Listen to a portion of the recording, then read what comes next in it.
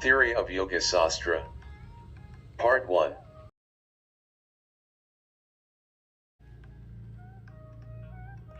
The ancient saints of Bharat, India, believed that regular practice of yoga can evoke the hidden potentialities of human beings in a systematic and scientific manner. Further, it is believed that these saints had been proved this through their life as well. Moreover, it is the fact that learning of yoga is purely a spiritual process, and it is not at all possible for everyone who wished to learn the same. So, we hereby advise you that, please try to study and practice yoga. Later you feel that it is not acceptable, then skip it off, but without experiencing the essence of yoga, please do not make any comments.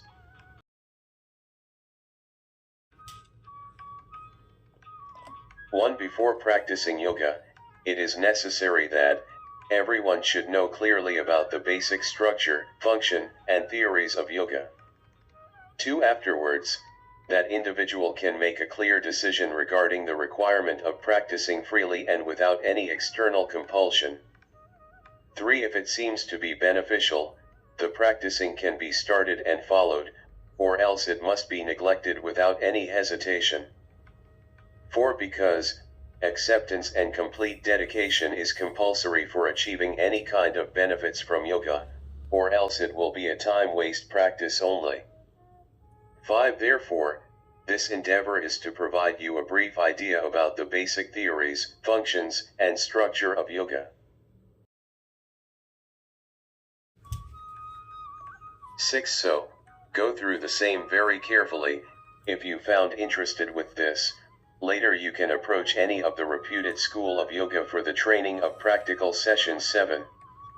Once again, we would like to remind you that this will be only a theory session for making you to take a decision regarding the selection or choosing of yoga study for your future development. Let us start with a prayer. Om Sahana Vavatu Sahano Bhunaktu Sahaviryam Karavavahai Tejasvinavadhidamastu ma Viddushavahai. Om Shanti Shanti Shanti. May the Supreme Soul will bless you to make a suitable decision. Yoga offers a conscious process to solve all the challenges of human beings, which they are facing during the lifespan. It can develop physical, mental, intellectual, and emotional facilities to meet all-round challenges at all the time. Yoga Sastra is derived from the Almighty Paramatma, Shiva. Mahadeva, an incarnation of Paramatma, is the first teacher and first practitioner of yoga. Therefore, as per some yoga tradition, Mahadeva is also known as Adi Yogi, first yogi. Then during later stages, Yoga Sastra had spread it through Saint Patanjali and Saint Thirumular. Even now the process is going on. Saint Patanjali's Yoga Sutra and Saint Thirumular's Thirumandiram are the famous yoga scriptures which the world follows.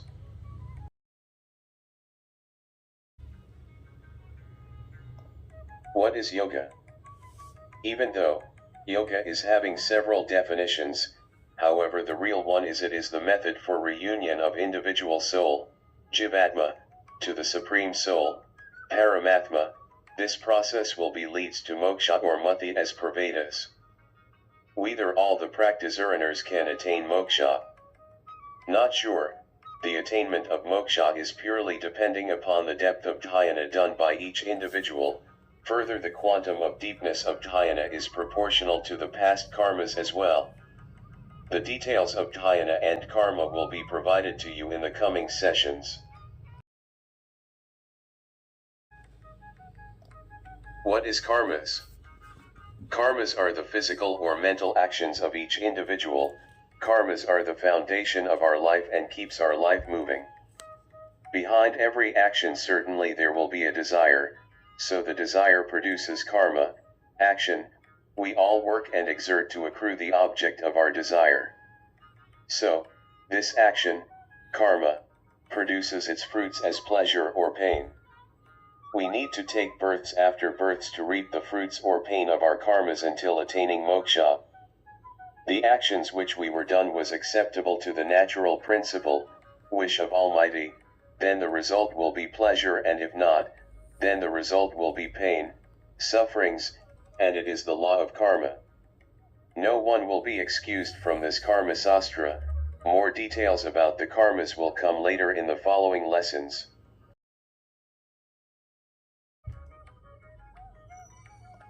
What is dhyana?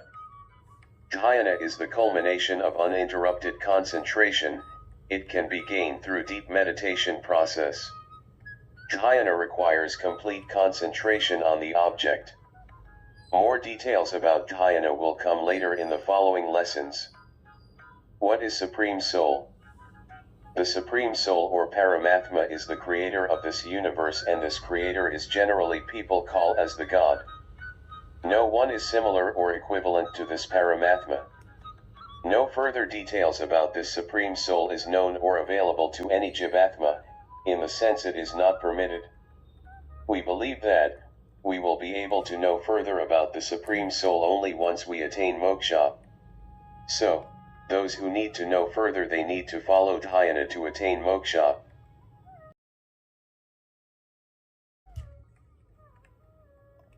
What is individual souls? The individual souls or Jivatmas are all the living beings in this universe, and each living beings are totally separate entities from each other in reality. In the lifespan of each individual, their pain and pleasures are directly depending upon their karmas only. Truly speaking, these Jivatmas are not at all a part of the Supreme Soul. Why moksha is required? As explained earlier, all the Jivatmas need to take births after births to reap the pain and pleasure of karmas, and when this process stops, then only the Jivatma gets moksha.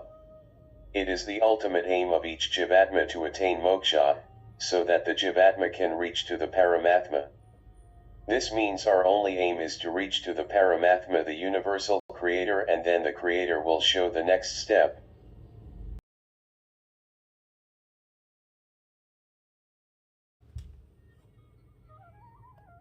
What is samadhi?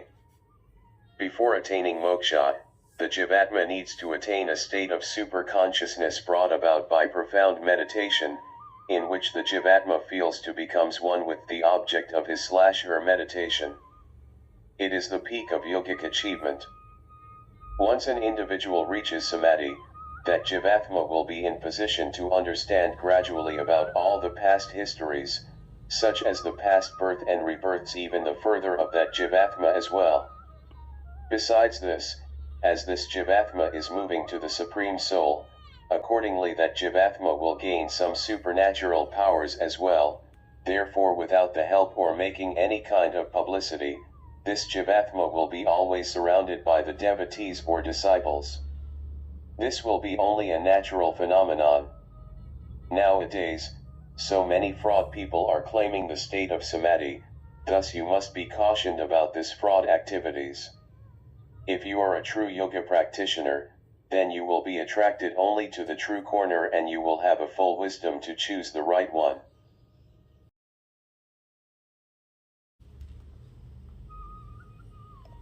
What is samadhi follows?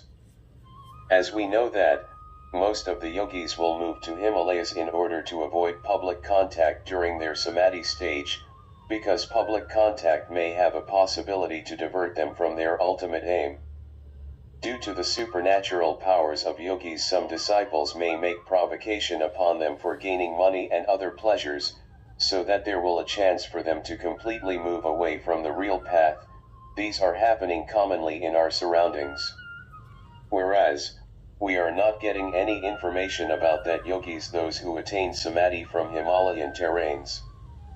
Samadhi is possible only for Sarve Sangha Parityagi, one who given up all materialistic life. However, samadhi can be attained while living with the society with ashramas and Vedic institutions as well, but not easy like one who stays in an isolated area of Himalayan terrains, whereas some strong yogis with unshakable mind powers will be nominated by their guru for this task of upliftment of society. To be continued as Theory of Yoga Sastra. Part 2.